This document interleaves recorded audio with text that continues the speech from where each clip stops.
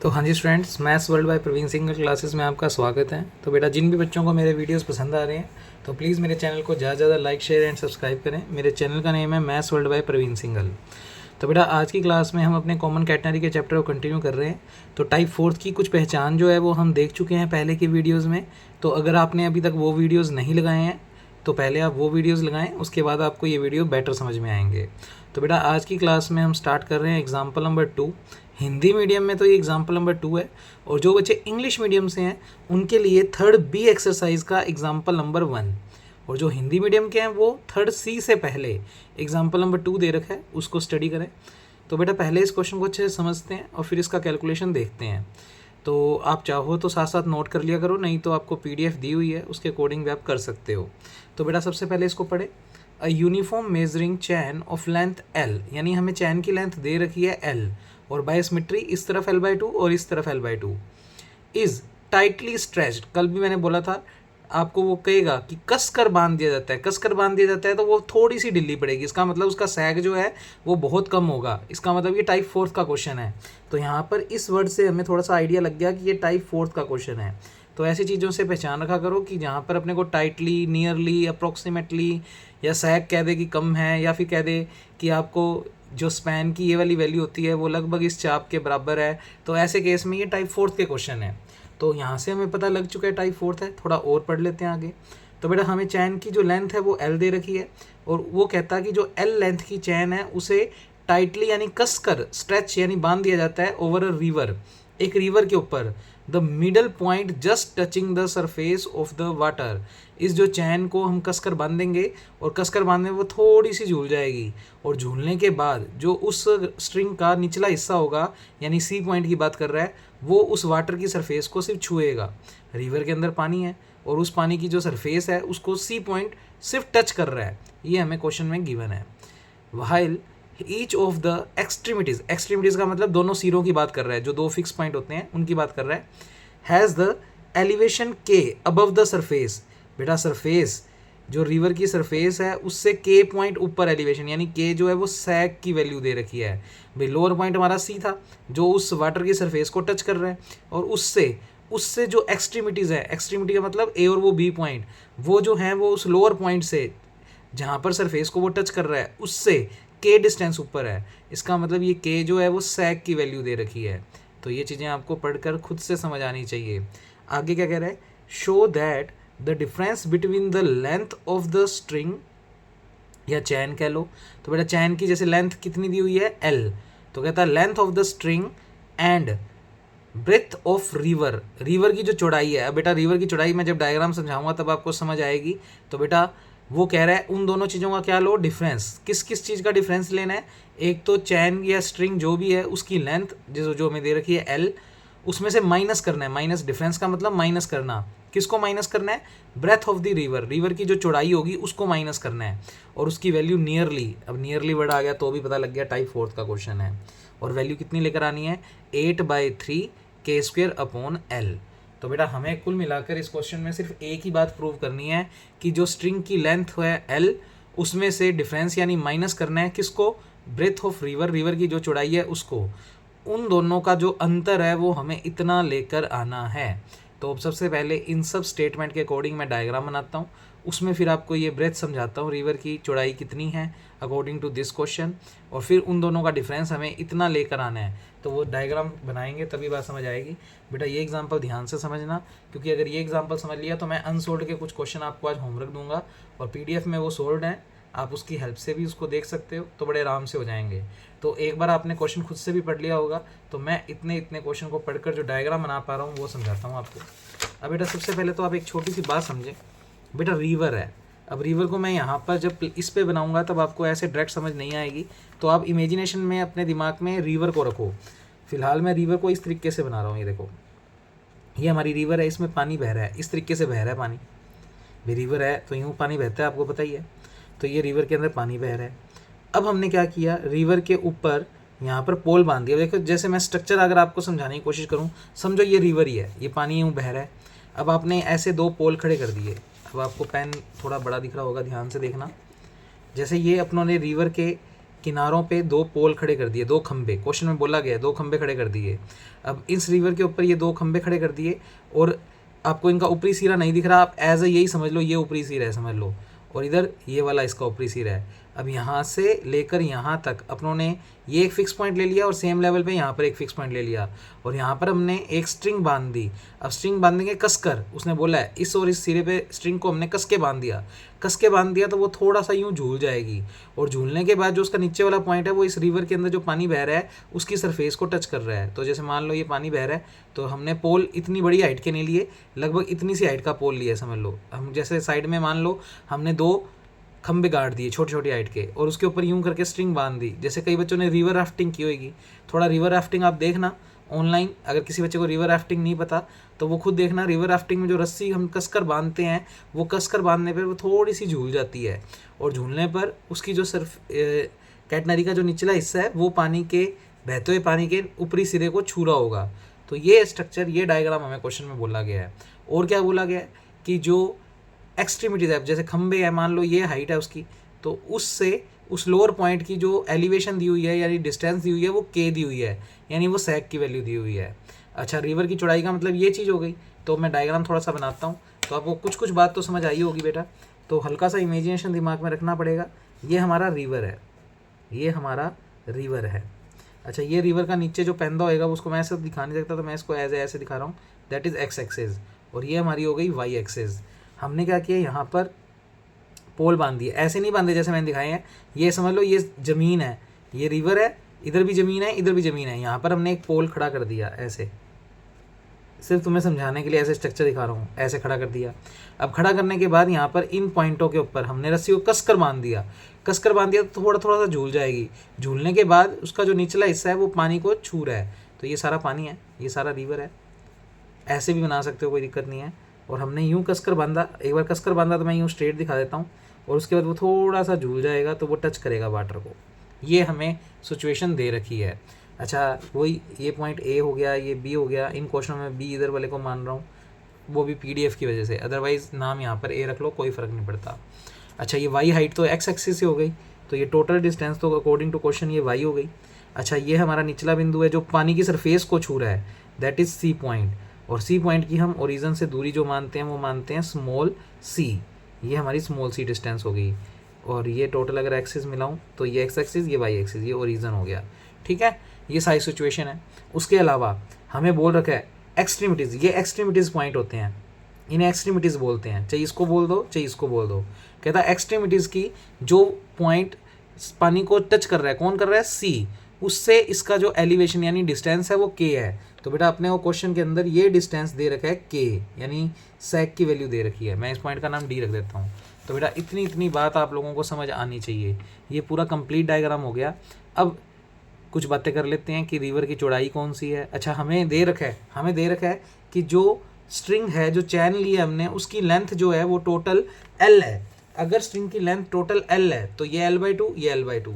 तो मैं डायग्राम में बना देता हूँ, ये गिवन है L/2, L/2, और ये एक्चुअल में S की वैल्यू होती है अगर हम B पॉइंट से बात कर रहे हैं तो ये S का मान दिया हुआ है क्वेश्चन में। अच्छा, ये कोऑर्डिनेट मैंने माने हैं, तो ये डिस्टेंस फिलहाल क्या हो गई, x, और ये डिस्टेंस भी कितनी हो गई, x। अब अगर A से B तक की टोटल दूरी कहूँ तो कितनी है, 2x, और वही रिवर की चौड़ाई है।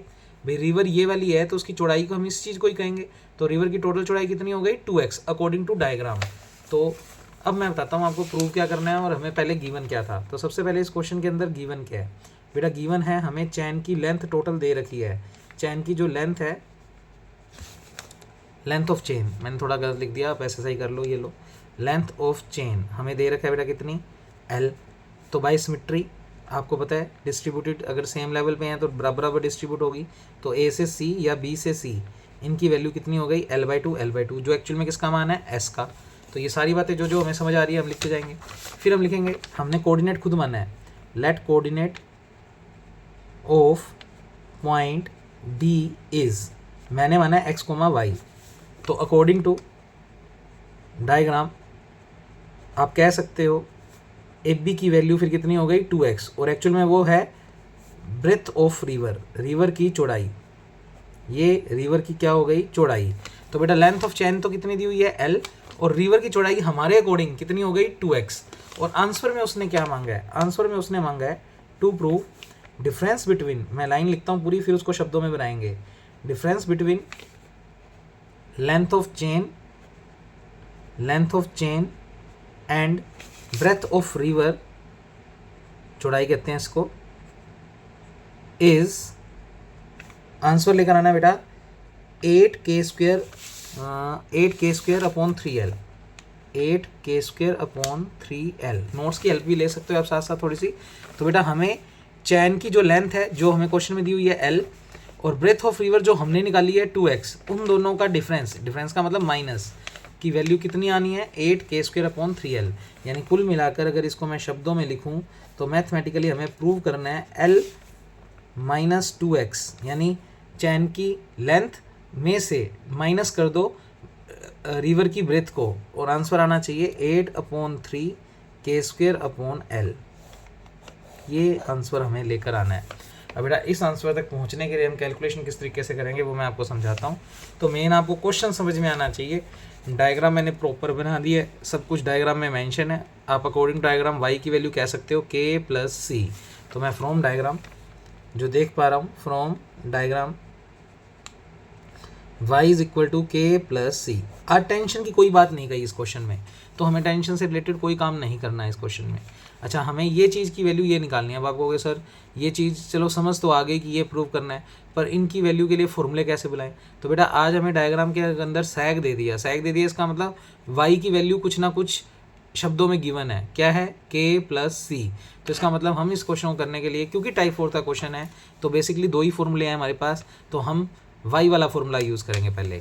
हो सकता है दूसरा फॉर्मूला भी यूज़ करना पड़ जाए इस आंसर तक पहुंचने के लिए, पर पहले y वाला फॉर्मूला तो मैं यूज़ करूँगा ही करूँगा। तो y की वैल्यू देख के मुझे हिंट मिल गया तो मैं y वाला फॉर्मूला बुला लेता हूँ। वी नो दैट, हम जानते हैं कि, तो बेटा y की वैल्यू होती है, आपको पता है, c cos hyperbolic x upon c। अब इसमें देख लेते हैं कि हमें क्या क्या वैल्यू गिवन है। तो बेटा y का मान गिवन है k+c, मैं रख दूंगा। c भी अननोन है, x भी अननोन है, कोई दिक्कत नहीं है क्योंकि x हमने माना है, x कोऑर्डिनेट हमने माना है। तो बेटा कोई दिक्कत नहीं है, आप आंसर में चलते जाओ क्योंकि x पड़ा भी है कहीं ना कहीं, इसका मतलब हमें x को x ही रखना है फिलहाल। तो बेटा यहाँ पर मैं y की वैल्यू पुट कर रहा हूँ k+c। तो देखते हैं, तो मैंने y का मान ऐसे एरो दिखा दिया, इसका मतलब पुट कर दिया k+c, ये c चल ही रहा है। अच्छा, cos hyperbolic x upon c, expansion लगा दो। तो यहाँ पर साइड में रीज़न दे देते हैं, कोस हाइपरबोलिक x का 1 + x² upon factorial 2 + x⁴ upon factorial 4। वैसे मैंने आपको कहा था दो ही टर्म लिखनी है, इस क्वेश्चन में मैं दो ही लिख रहा हूँ, पर आज जो होमवर्क दूंगा आपको उसमें हो सकता है आपको 3 टर्म तक एक्सपेंशन लिखना पड़े। तो बेटा अकॉर्डिंग टू आंसर हमें कई बार हाइयर टर्म्स में लिखना पड़ जाता है या बाद में उसको नेगलेक्ट करना पड़ जाता है, पर एक बार लेना पड़ता है। तो वो आप जब 2 क्वेश्चन करोगे PDF की हेल्प से तो आपको बात समझ आ जाएगी। तो हाइयर टर्म्स वैसे तो मैं टोटली 2 ही लूँगा, पर अगर मुझे दिख रहा है कि आंसर मेरा नहीं आ रहा तो फिर इसका मतलब वहाँ पर उसने 3rd टर्म को इंक्लूड कर रखा है। तो फिलहाल मैं इस क्वेश्चन में तो 2 ही टर्म ले रहा हूँ, तो कर देता हूँ। बेटा कोस हाइपरबोलिक x अपॉन c, यहाँ पर अगर x अपॉन c करेंगे तो यहाँ 1 ही आएगा, पर यहाँ पर x अपॉन c। तो बेटा एक्सपेंशन आ गया 1 + x upon c⁴ upon factorial 2। बस 2 ही तक लिख रहा हूँ तो इसको यहीं तक करके छोड़ देंगे। अब बेटा इसको थोड़ा सोल्व कर लो, c का अंदर मल्टीप्लाई कर दो तो k+c, ये वाला c चल ही रहा है, c का अंदर मल्टीप्लाई किया तो c आ गया, ये c यहाँ जाएगा तो c² और c कैंसिल आउट होकर नीचे एक c बचेगा। तो x तो स्क्वायर के साथ, पर c नीचे एक ही आएगा, और 2 फैक्टोरियल का मतलब होता है 2।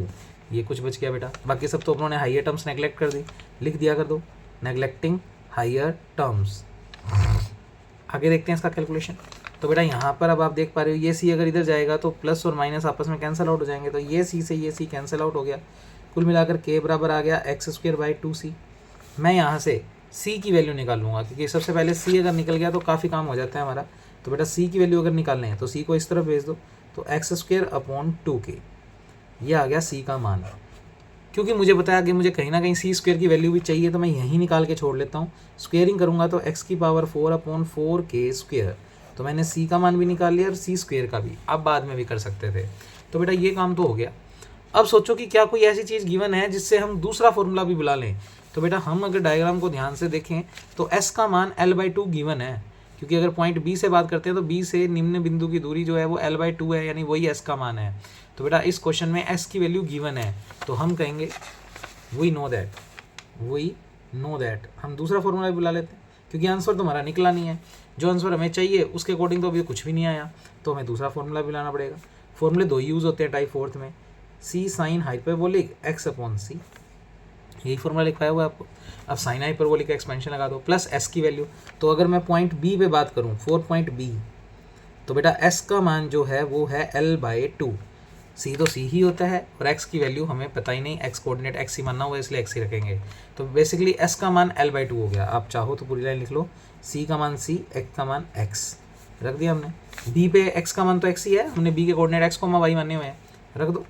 तो बेटा एस की वैल्यू हो गई L/2, सी तो सी ही है, फिलहाल मैं वैल्यू बाद में रखूँगा। साइन हाइपरबोलिक एक्स एक्स ही है और उसका एक्सपेंशन चलो अगले टर्म में लगा देते हैं। तो साइड में रीज़न देता हूँ, साइन हाइपरबोलिक एक्स का एक्सपेंशन, बेटा एक्सपेंशन था एक्स प्लस एक्स की 3 अपॉन फैक्टोरियल 3, बस आइए 2 ही टर्म चाहिए मुझे, किसी में 3 भी चाहिए हो सकती है। तो आप आज पीडीएफ से जब होमवर्क करोगे तो उसमें उसने 3 टर्म भी ले रखी होंगी, तो डरना नहीं है उससे। साइन हाइपरबोलिक एक्स अपॉन सी का फॉर्मूला, बेटा यहाँ पर एक्स की एक्स अपॉन सी, यहाँ भी एक्स अपॉन सी, तो एक्स अपॉन सी और यहाँ पर एक्स अपॉन सी की क्यूब अपॉन फैक्टोरियल 3। थोड़ा सिंप्लीफाई कर लेते हैं, तो L/2 is equal to C X upon C, इसको लिखूँ तो एक्स क्यूब, 3 फैक्टोरियल का मतलब 6 और सी क्यूब है तो वो यहाँ आ गया। अब इस सी का अंदर मल्टीप्लाई कर दो, तो L/2, बड़े आराम से एक स्टेप करोगे तो सारी कैलकुलेशन समझ आएगी। एक्स इधर सी जाएगा तो एक सी स्क्वायर कट जाएगा, तो x cube upon 6c square. अब देखो बेटा इस एक्स को अगर मैं इधर ले आऊँ तो ये आएगा L/2 माइनस एक्स, इधर चल रहा है x cube upon 6c square. अब ध्यान से समझना, इधर अगर एलसीएम लेंगे तो बेटा L माइनस 2x, और जो एलसीएम वाला 2 है वो मैं वहाँ भेज रहा हूँ, तो बेटा 2x cube upon 6c square. 2 और 6 कैंसिल आउट होकर 3 आएगा, तो ये टर्म बची x क्यूब, 2 और 6 कट कर 3c स्क्वायर। तो L माइनस 2x का मान आ गया x cube upon 3c square. अब c स्क्वायर की वैल्यू, बेटा c स्क्वायर की वैल्यू मैंने निकाली थी इसलिए निकाली थी, x की 4 अपॉन 4k स्क्वायर। तो आपको ज़्यादा मेहनत नहीं करनी, एक्स क्यूब अपॉन 3 और सी स्क्वायर का मान मैंने अभी आपको दिखाया है, एक्स की पावर 4 अपॉन 4k स्क्वायर, ये पूरा सी स्क्वायर का मान है। थोड़ा सिंप्लीफाई कर लो बेटा, एक्स क्यूब से एक्स की 4 कट करेंगे तो नीचे एक एक्स बचेगा और ये 4k स्क्वायर ऊपर जाएगा, तो कुल मिलाकर 4k स्क्वायर ऊपर गया और नीचे बचेगा 3 और एक x। तो L माइनस 2x का मान आ गया 4k square upon 3x। L minus 2x का मान आ गया 4k स्क्वायर अपॉन 3x। अब एक बार आप लोग देखो कि आपको आंसर क्या चाहिए था। बेटा आपको भी इस क्वेश्चन के अंदर L माइनस 2x की वैल्यू निकालनी थी और वो लेकर आनी थी 8/3 k स्क्वायर अपॉन L। पर आपका जो L माइनस 2x का आंसर आ रहा है, देखो L क्या चीज़ थी, L थी चैन की लंबाई यानी लेंथ ऑफ चेन, और 2x अकॉर्डिंग टू डायग्राम क्या था, 2x था बेटा ब्रेथ ऑफ रिवर की चौड़ाई, और माइनस का मतलब होता है डिफरेंस। आपको यही दो चीज़ों का डिफरेंस निकालना था, जो आंसर मैंने ऊपर दिखाया है 8k स्क्वायर अपॉन 3l। तो बेटा 4 आ रहा है, मुझे 8 चाहिए, 3 मिल गया, k स्क्वायर मिल गया और x की जगह l चाहिए, यानी कहीं ना कहीं मुझे x की वैल्यू अब यहाँ पर पुट करनी है, इधर नहीं पुट करूँगा क्योंकि ये तो मेरा एज अ शब्दों वाली चीज़ बन गई कि लेंथ और ब्रेथ ऑफ रिवर इनका डिफरेंस। तो यहाँ मैं x की वैल्यू नहीं पुट करूँगा, पर यहाँ मुझे पुट करनी है। अब यहाँ x की वैल्यू कैसे पुट करूँ, तो मैं डायग्राम को फिर से देखता हूँ।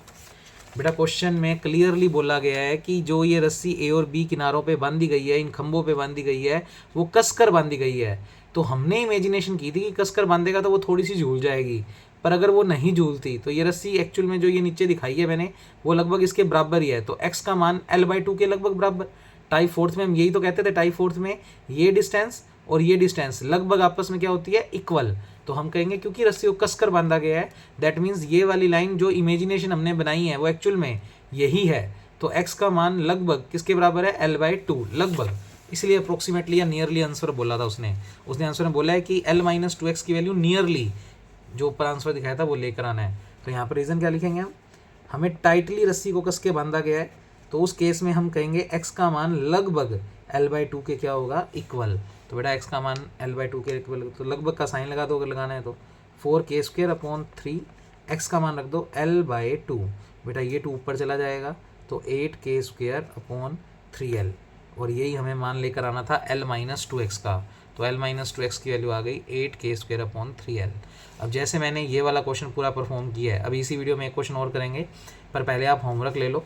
तो बेटा आप लोगों की 3rd C exercise, Hindi medium वाले बच्चे, उनको करना है question number 2, question number 3 homework में, question number 2, question number 3। Question number 1 मैं करवा चुका हूँ, 2 और 3 आप देख लेना, पीडीएफ में सोल्ड है। तो पीडीएफ में सोल्व है ही, इंग्लिश मीडियम वाले बच्चे थोड़ा सा देख लेना, उनको बी एक्सरसाइज में मिलेगा। एक जो क्वेश्चन नंबर 3 है शायद वो तो क्वेश्चन नंबर 4 है इंग्लिश मीडियम में, और ऐसे 2 है वो शायद 3 हो सकता है, तो वो देख लेना, श्योरली नहीं पता। तो ये मैं होमवर्क दे रहा हूँ आपको। उसके अलावा एक क्वेश्चन मैं आज की वीडियो में और करवा रहा हूँ, और फिर एक लास्ट वीडियो आएगी जिसमें आपका ये वाला कंसेप्ट भी खत्म हो जाएगा। तो बेटा फटाफट से देखो। तो अभी तक हमने एग्जाम्पल नंबर 2 कर लिया है, अब हम एग्जाम्पल नंबर 1 भी इसी वीडियो में कर रहे हैं। तो बेटा फटाफट से एग्जाम्पल नंबर 1 रीड कर लो, इंग्लिश मीडियम में मिला लेना, ये क्वेश्चन थर्ड बी में कोई एग्जाम्पल होगा देख लेना। तो बेटा मैं क्वेश्चन पढ़ रहा हूँ, a uniform chain is hung up from 2 points at the same level, मतलब जो 2 पॉइंट्स आप ले रहे हो वो सेम लेवल पे हैं, उस पर कोई चैन बांध दी गई है, हंग मतलब लटका दी गई है। अब चैन की लेंथ नहीं दे रखी, तो लेंथ अगर मान लो मैं L मानता हूँ तो दोनों तरफ L/2 हो गई। तो इस बार स्ट्रिंग की चैन की लेंथ हम मान रहे हैं, दी नहीं हुई, इसलिए आंसर L की टर्म्स में भी नहीं होगा। आप देख लो कहीं भी L के आंसर में नहीं है, क्योंकि L कोई बच्चा हो सकता था एक्स मांगता, कोई अल्फा मांगता, तो इसलिए आंसर कभी भी उन चीज़ों में नहीं आता जो चीज़ आप लेट करते हो। तो इस बार चैन की जो लेंथ है वो दी नहीं हुई, तो मैं L मान रहा हूँ, तो बाय सिमेट्री L/2 आप 2L भी मान सकते हो, जिससे LL हो जाएगी, वो आपकी इच्छा है। आगे क्या कह रहा है, फिर कह रहा है 2 पॉइंट्स सेम लेवल पे हैं और उनके बीच में जो डिस्टेंस है यानी A और B बिंदु के बीच की दूरी 2A है, यानी स्पैन की वैल्यू 2A है। तो इस तरफ A, इस तरफ A। If Z is the sag of the middle, अच्छा मिडल पॉइंट से ऊपर वाले पॉइंट की डिस्टेंस यानी सैग की वैल्यू कितनी दी हुई है Z। अब सैग की बात कर रहा है तो आप उस बी पॉइंट के कोऑर्डिनेट x, y मानकर y का जिक्र भी करोगे, क्योंकि जब भी सैग की बात करते हैं तो इसका मतलब क्वेश्चन में y वाला फॉर्मूला यूज़ होगा, ये बात आप भी याद रखा करो। Show that Z is equal to C cos hyperbolic A/C-1, एक तो ये आंसर लेकर आना है। और if Z is small compared with A, यानी सैग की वैल्यू जो वो A डिस्टेंस स्पैन का हाफ स्पैन है उससे लगभग बहुत छोटी है, तो आप प्रूव करो 2CZ बराबर A²। नियरली, बेटा ये नियरली वर्ड आते ही मुझे आइडिया लग गया ये टाइप 4 का क्वेश्चन रहेगा। तो हम इतने क्वेश्चन को पढ़कर पहले डायग्राम बना लेते हैं और क्या चीज़ हम खुद मान रहे हैं वो देख लेते हैं। तो बेटा फटाफट से इस क्वेश्चन को हम सोल्व करते हैं। तो हालांकि नोट्स में किया हुआ, मैं चाहूँ तो नोट्स में से भी समझा दूँ आपको। चलो नोट्स में से समझा देता हूँ, ये क्वेश्चन तो मैं आपको छोटा सा ही है, तो होमवर्क मैं आपको दे चुका हूँ। उनमें आपको एक्सपेंशन की टर्म्स 2 से ज़्यादा लेनी पड़ सकती है, तो वो आपको पीडीएफ में जब देखोगे तब समझ आ जाएगा। तो बेटा ये क्वेश्चन ही था एग्जाम्पल नंबर 1। क्वेश्चन मैं आपको बुक में से पढ़ा चुका हूँ, अब इसका सोल्यूशन और डायग्राम देखो। तो बेटा हमने ए और बी उसने बोला था सेम लेवल पे लेने हैं, मैंने ले लिए। कैटनरी बना दी एक, इस लोएस्ट पॉइंट का नाम सी रख दिया हमेशा की तरह। सैग की वैल्यू क्वेश्चन में गिवन है Z, बी के कोऑर्डिनेट मैंने माने हैं x, y, तो ये डिस्टेंस जो हो गया वो y हो गया। और y की वैल्यू अगर देखें तो बेटा ये डिस्टेंस हमेशा c मानते हैं, तो y की टोटल वैल्यू आ गई Z प्लस c। तो कहीं ना कहीं y का जिक्र हो रहा है, इसका मतलब y वाला फॉर्मूला यूज़ करना पड़ेगा, कर लेंगे। उसके अलावा बेटा क्वेश्चन में हमें स्ट्रिंग की लेंथ नहीं दी हुई। अब लेंथ नहीं दी हुई, अगर आप इसको टोटल को L मानते हो तो ये L/2, अगर टोटल 2L मानते हो तो ये L और L। फिलहाल क्वेश्चन में जरूरत नहीं रही इसलिए मैंने बताया नहीं। उसके अलावा आपको क्वेश्चन में बोला गया है कि वो जो 2 फिक्स पॉइंट है वो आपस में 2A दूरी पर है, 2A अपार्ट, यानी टोटल डिस्टेंस उनके बीच में 2A है। तो ये डिस्टेंस A हो गया, ये डिस्टेंस A हो गया। और अगर कोऑर्डिनेट x, y मान रहे हो तो ये चीज़ एक्चुअल में x की वैल्यू है। तो x का मान इस क्वेश्चन में फ़िलहाल हमें गिवन है x is equal to A, ये गिवन है, यानी आंसर A की टर्म्स में आ सकता है। और प्रूव क्या करना है बेटा, प्रूव 2 चीज़ें करनी है। एक तो ये बॉक्स में जो बंद किया हुआ है, अब आपको क्वेश्चन खुद बुक से पढ़ना है। तो Z की वैल्यू आपको प्रूव करनी है C कोस हाइपरबोलिक A/C-1, एक तो ये लेकर आना है। और दूसरा आपको प्रूव करना है कि A² is equal to 2Z की। ये 2 चीज़ें प्रूव करनी है, मैं टिक लगा देता हूँ, ये 2 चीज़ें हमें प्रूव करनी है। अब सबसे पहले मैं ये वाला पार्ट प्रूव करना हूँ। तो बेटा इस पार्ट को प्रूव करने के लिए सबसे पहले डायग्राम में देखो y का मान Z प्लस C। तो अकॉर्डिंग टू डायग्राम y की वैल्यू Z प्लस C, तो यहाँ से Z की वैल्यू अगर हम निकालें तो y माइनस C। जरूरत नहीं है निकालने की, हालांकि मैं डायरेक्ट आपको स्टेप बताता हूँ, बेटा ध्यान से सुनना। ये पहला आर्टिकल तो हो गया बस, y बराबर अपने को अकॉर्डिंग टू डायग्राम दिख रहा है Z प्लस C। अच्छा आप फॉर्मूला बुला लोगे y वाला फॉर्मूला है C कोस हाइपरबोलिक x/C।